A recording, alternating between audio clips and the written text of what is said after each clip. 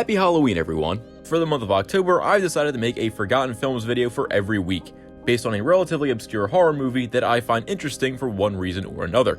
But anyway, I figured I'd do this as sort of a Halloween special instead of a series, because I was a little behind on everything. We're getting one video this year, but next year we'll get more, because I'll actually be on top of things, maybe. I'm calling this series like Halloween Horror-thon or something like that. I haven't really decided on the name, but that's probably gonna be what it is. I will warn you in advance though, I'm saying these movies are interesting. They're not necessarily good. So, what better way to start off than with Sledgehammer, a bizarre shot-on-video horror movie from 1983, directed by the guy that made Deadly Prey. Friend or enemy? I'm a friend. You're a liar. Sledgehammer is a very interesting movie made by a very interesting guy. This is the first film of David A. Pryor, famous for his other Red Letter Media classics, such as Man Killers, Killer Workout, Future Force, Future Zone, and fairly recently his sequel to Deadly Prey, Deadliest Prey. Pryor sadly passed away a few years ago, and although he's often remembered for making terrible shot-on-video B-movies, which he did do, he honestly did have a big impact on independent and cult films. I wasn't able to find much about his early life, but I do know that he and his brother, Ted Pryor, who would go on to star as the titular Prey in Deadly Prey, were just two guys from New Jersey who wanted to make movies. Back in the late 70s, early 80s though, the world of filmmaking was very, very different. Now, video technology is incredibly common and frequently taken for granted. Most phones function as digital cameras, meaning literally anybody can shoot a video themselves and share it wherever they want. You can go on YouTube now and find thousands and thousands of amateur films, whether they're short experiments or full features made by aspiring directors. But back in the early 80s, this kind of stuff was completely unheard of. Not many people had the opportunity to just go and make a movie like they do now. Film and film cameras cost a lot of money, and getting your film shown in theaters was certainly not easy either.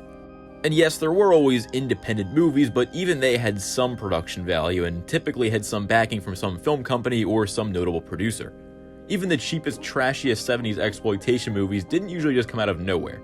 They had to have some kind of funding from somewhere, and often even the most independent directors had some history in the film industry. The notorious grindhouse gore movie director H.G. Lewis started out making commercials and promotional films before moving up to low-budget exploitation movies. Doris Wishman started out working as a booker and occasional actor for an indie film distributor. Then, as soon as nudity in films was legalized, she started directing her own movies about women with impossibly large breasts. But every once in a while, someone would be able to break into the film industry all on their own. One of those filmmakers was Sam Raimi. Raimi, along with his good friend Bruce Campbell, started making movies on Super 8 film in high school. In case you're unaware, Super 8 film was essentially a relatively inexpensive type of 8mm film, mainly made for home videos. They continued making these Super 8 movies into college, which seemed to have made some very small amount of money, but Raimi wanted to do something bigger. So he went around to family, friends, and investors he knew to collect enough money to shoot his first big movie, The Evil Dead, which obviously was a major independent success, spawning plenty of sequels and launching Raimi's incredibly successful career as a director. The Evil Dead was one of those early films that showed that anybody could make a movie. And it's incredibly clear that David A. Pryor saw The Evil Dead and was very inspired by it. So when technology started changing in the early 80s, making filmmaking technology more accessible, Pryor was one of the earliest adopters. That new technology was, of course, home video in the form of videotapes, whether it was VHS or the less popular Betamax. It was now easier and cheaper to record videos using Betacam cameras or camcorders, and video stores were popping up all over the place selling or renting movies on tape. So David Pryor got a cheap video camera, got a bunch of friends together, and shot the very first horror movie made for the home video market. Yes, Sledgehammer was not just the first shot-on-video horror movie made for home video, it was the first direct-to-video horror movie ever, and one of the very first direct-to-video movies in general. It's one of only two direct-to-video movies released in 1983, the other being the Dub Room Special, which really isn't a movie, it's a concert film by Frank Zappa. Sledgehammer unfortunately does not have the honor of being the first shot-on-video horror movie though. That distinction goes to Boarding House, which beat Sledgehammer by a year, but actually had a brief theatrical run before going to home video.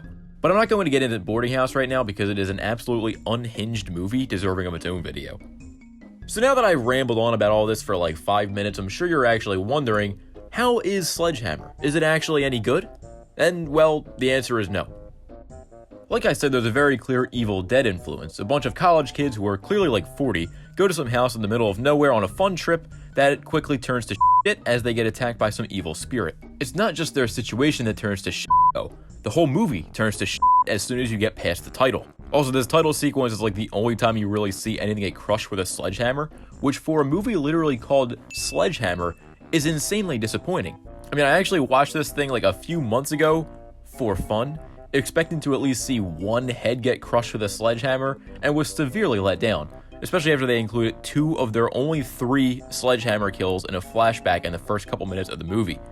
One of these is okay, and the other is brutally slow and sort of off camera.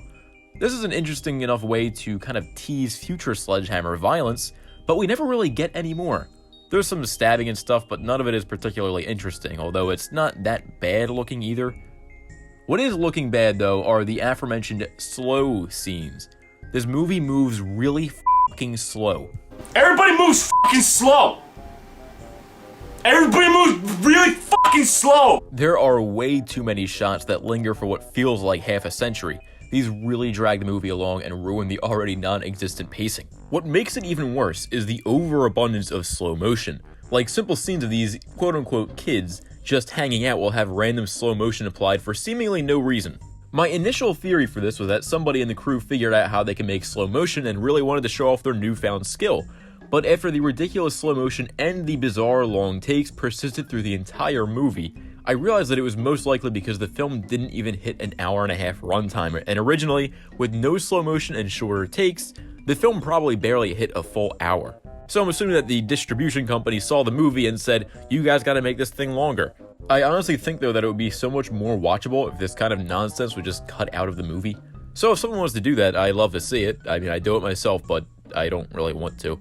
I also think the entire first half of the movie here, which is pretty much just the kids hanging out at this house, was just created because Pryor realized that just having an evil spirit with a sledgehammer run around and kill people was not enough for a whole movie. So we get to see these kids do weird shit for a while. John Oates here doesn't want to bang his girlfriend, Ted Pryor walks around with his muscles, this asshole pretends to be a ghost, and there is a really odd food fight scene. This part of the movie moves really slow, but occasionally does something so strange it briefly captures your attention.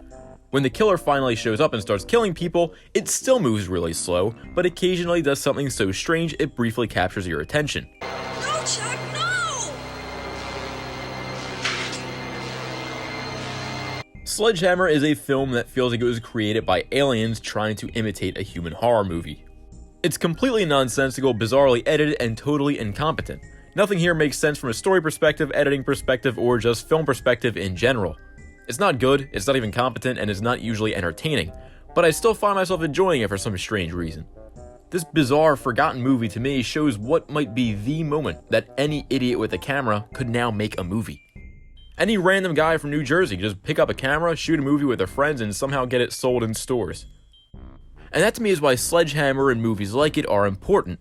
They're not necessarily concerned with being great movies, it's all about just being some guys who are just having fun doing something that they love. If you want to watch Sledgehammer, it's pretty easy to find.